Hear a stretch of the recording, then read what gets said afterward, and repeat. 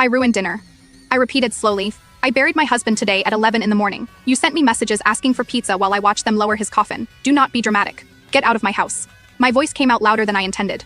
Emma appeared in the doorway, eyes red and swollen. Mommy, Lucas is throwing up in the car. That was it. I walked past my mother and went straight to the car. Lucas was doubled over, shaking. I picked him up and carried him inside, passing through the confused guests. Party is over, I announced, everyone out except my immediate family, my children.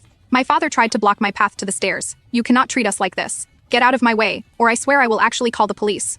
Something in my tone must have convinced him, because he stepped back. I carried Lucas to the bathroom. Emma followed me. I locked the door while I cleaned up my son, and Emma cried silently in the corner. I heard arguments downstairs, shouting, doors slamming. Finally, the sound of cars starting. When we came down, the house was empty. But it was a disaster. Bottles everywhere, food trampled into the carpet. Funeral flowers thrown on the floor like trash. Mommy, Emma grabbed my hand. Why is Grandma mean? I had no energy for comforting lies. Because some people only think about themselves, my love.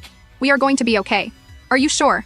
Yes, I promise. That night, after putting the kids to bed, I sat in the kitchen surrounded by the mess and cried for the first time since the funeral. Not for David, not for the family I had just lost. I cried for myself. For the years I wasted trying to earn love that was never available. The doorbell rang at 9 the next morning.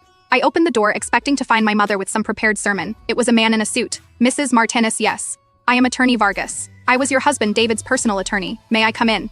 My heart skipped. David never mentioned having a personal attorney apart from the one who handled his business. Of course. I led him to the living room. I had stayed up until 4 in the morning, cleaning the mess my family left. Now it looked presentable. I am very sorry for your loss, Attorney Vargas said, pulling a folder from his briefcase. David was a good man, thank you. I have instructions to give this to you alone. No one else can be present. My children are at school. We are alone.